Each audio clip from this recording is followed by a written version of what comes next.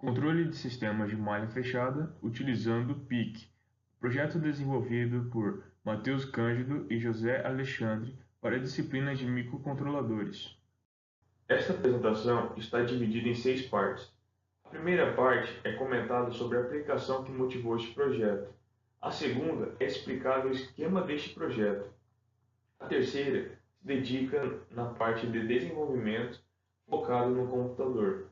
A quarta parte se dedica ao desenvolvimento focado no microcontrolador. Em seguida, é apresentado o circuito de chaveamento e de detecção por passagem por zero. E por fim, a demonstração prática deste projeto. Embora este projeto tenha sido desenvolvido com o objetivo de simular um secador de grãos, ele pode ser estendido para diversos sistemas de controle de malha fechada. Este sistema é capaz de controlar a temperatura através de um computador e também é capaz de fazer o monitoramento em tempo real. O sistema pode ser representado através desse diagrama de blocos. O setpoint é recebido do computador através da comunicação serial. O erro é a diferença entre o setpoint e a temperatura atual. O PID é implementado digitalmente utilizando o PIC. A ação de controle controla a potência fornecida à planta.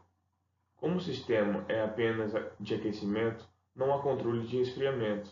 Quando a ação de controle for negativa, o sistema zera a potência e deixa que o sistema esfrie por conta própria. A amostragem da temperatura é realizada através do sensor DS18B20, o sensor de temperatura digital.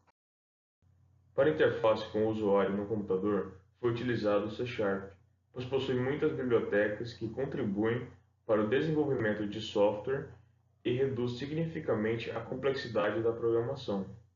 A ideia utilizada foi o Visual Studio 2017, que pode ser baixado gratuitamente no site da Microsoft. Para a plotagem dos gráficos, foi utilizada a biblioteca Oxyplot, que apresenta diversas funcionalidades e está disponível sob a licença MIT. Os dados obtidos para a plotagem são oriundos da porta serial. Para realizar a leitura da porta serial, foi utilizado o próprio componente do Visual Studio. Este sistema de plotagem não se restringe a este sistema especificamente. Qualquer programa que utilizar este protocolo pode fazer o uso deste software apenas ajustando a interface. O sistema necessita de duas informações: a resposta do sistema, que é a temperatura atual, e o valor de ação de controle, que é a resposta do PID. O protocolo define que todos os dados devem ser enviados precedidos por um caractere, que pode ser o Y ou o caractere U, que indica que o valor representa, e, como dito, o próprio valor. E por fim, a quebra de linha. A interface do programa pode ser visualizada na figura. O sistema possui 3 gráficos e um componente de entrada, responsável por definir o setpoint. Ele só transmite os dados quando seu valor é alterado para aumentar a eficiência do sistema. O primeiro gráfico plota a temperatura e o setpoint para ser visto como referência. O segundo gráfico plota a ação de controle que controla a potência fornecida à planta. O terceiro gráfico plota o erro, que é a diferença entre a temperatura atual e o setpoint. Neste programa, também é possível selecionar a porta dinamicamente, de forma que não é necessário recompilar o programa toda vez que o USB for conectado a uma porta diferente. Também há informações do status da transmissão serial, que indica quando o software está lendo a porta serial e quando está enviando dados através dela. Para mais informações sobre este software, ele está disponível neste link, que será deixado na descrição do vídeo. O microcontrolador utilizado neste projeto foi o 16F877A. Os códigos desenvolvidos são compatíveis com o compilador CCS-C. Uma das principais dificuldades ao se desenvolver este programa foi o fato de o comando delay desativar todas as interrupções do PIC. E como o sensor de temperatura necessitava de um delay de 1 segundo, ele consumia a maior parte do tempo de execução do microcontrolador. e não permitia que as demais funções que dependiam de interrupções funcionassem corretamente. Devido ao primeiro problema, que afetava as interrupções do microcontrolador, a comunicação full duplex, ou pelo menos a sensação de comunicação full duplex, se tornou impossível. A solução para o primeiro problema foi a seguinte: foi abandonado o uso de delay no programa, ou restrito apenas na inicialização do programa. O sincronismo é feito através de timers. O programa monitora intervalos de tempos específicos, baseado no tempo de overflow do peak, utilizando um cristal de 20 MHz. Os intervalos de tempo calculados são 1/8 de segundo, 1/4 de segundo, meio segundo e 1 segundo. A função reset desativa todos os intervalos de tempos após cada iteração do programa. Com o primeiro problema resolvido, resta apenas resolver o problema da comunicação serial. Para isso, foi utilizada uma interrupção que indica quando há dados disponíveis. A leitura de dados se encerra quando o caractere de quebra de linha /n é recebido. A cada intervalo de tempo de 1/8 de segundo é transmitido dados para o computador para manter os gráficos atualizados. O controle de potência é realizado através da quantidade de ondas que alimentam a planta. A frequência do sinal é de 120 Hz. Neste sistema, a frequência é dividida em 60 ondas e, baseado no controle, é decidido quantas dessas 60 ondas pode alimentar a planta.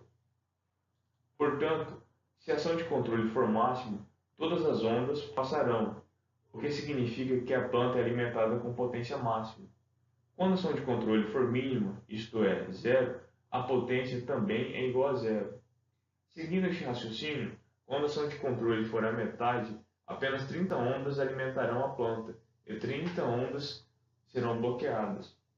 Neste código, é possível verificar que o número de ondas representados pela variável chamada de ticks varia de 0 a 60. E se a ação de controle atual for maior que o contador de ondas, a passagem é permitida. Caso contrário, é bloqueada. A detecção de ondas é realizada através da interrupção externa da porta B0 do PIC. Bom, agora é comigo. Eu sou José Alexandre, faço Engenharia de Controle e Automação no IFMT e eu vou explicar sobre o circuito de potência para o nosso projeto. Primeiramente, aqui está todo o circuito de potência que será confeccionado. Como o projeto tem como função ligar um secador e aquecer por um determinado intervalo de tempo o sensor, e se caso a temperatura aumente demais no sensor, desligar o secador por um determinado intervalo de tempo, precisamos de um chaveamento constante do secador. Para isso, usamos um TRIAC, que possui dois SCRs ligados em antiparalelo. Essa configuração da família dos tiristores serve para que o sinal possa ser conduzido nos dois semiciclos do sinal alternado, o positivo e o negativo. Com isso, nós utilizamos o TRIAC BTA139, para suportar até 40 amperes de corrente e 600 volts. Com o secador que trabalha na faixa de 120 volts, vai ser comandado pelo microcontrolador PIC, que trabalha na baixa tensão em 5 volts. Iremos utilizar também uma proteção para caso algum problema ocorra no circuito de potência, este problema não afete o nosso circuito de baixa potência, ou seja, o nosso PIC, né? Neste caso, iremos trabalhar com um optacoplador. Como estamos trabalhando com tensão alternada, nós precisamos de um optacoplador com um TRIAC em sua configuração interna, para que ele possa ser acionado nos dois semiciclos do sinal. Logo, selecionamos o MOC3021, optacoplador MOC3021, que possui um TRIAC interno junto com o diodo emissor de luz. Com isso, o circuito de chaveamento no secador a ser confeccionado na placa PCB posteriormente será este mostrado na figura. Mas não é somente isto. Como disse anteriormente, o secador precisa ficar ligado por um determinado intervalo de tempo, para que aqueça o sensor suficientemente até chegar numa temperatura desejada, e caso aquecer demais, desligue por um determinado intervalo de tempo. Para isso, vamos utilizar também um circuito de detecção pela passagem do zero, para controlarmos a parte do sinal a ser fornecido para o secador, né? Primeiro, no nosso circuito de cruzamento com zero, teremos o nosso sinal vindo da rede elétrica.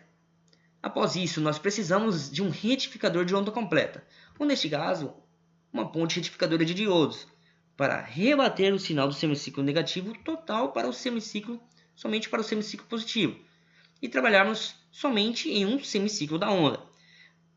Nesse caso, vamos controlar somente metade da onda vinda da rede, só que numa frequência maior, pois após a retificação a frequência aumenta em 2 vezes da inicial.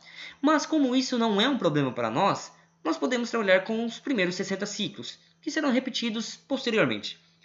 Lembrando, novamente, estamos trabalhando com uma tensão alta e queremos monitorar a passagem pelo zero com o microcontrolador, que trabalha na tensão baixa.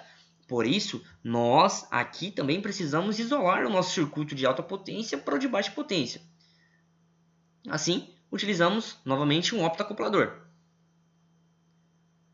O sinal na saída ficará como mostrado no osciloscópio. A cada momento que o sinal em azul da onda retificada cruzar com zero, um pulso será gerado na saída, ou neste caso na entrada do microcontrolador. Por isso, no nosso projeto, na nossa programação, vamos ativar a interrupção externa do PIC para essa detecção. Interrupção externa do pino B0. Como o pulso não pode ser alto, para não prejudicar o microcontrolador, utilizamos um resistor de pull-up, para que possa mandar um sinal de nível baixo para o PIC, quando o sinal cruzar com zero. Portanto, temos o nosso circuito detector como segue na imagem. Com esses 2 passos, primeiro a detecção por zero para controlarmos o nível de tensão entregue para a carga e depois o chaveamento do triac, temos o circuito completo, mostrado na figura.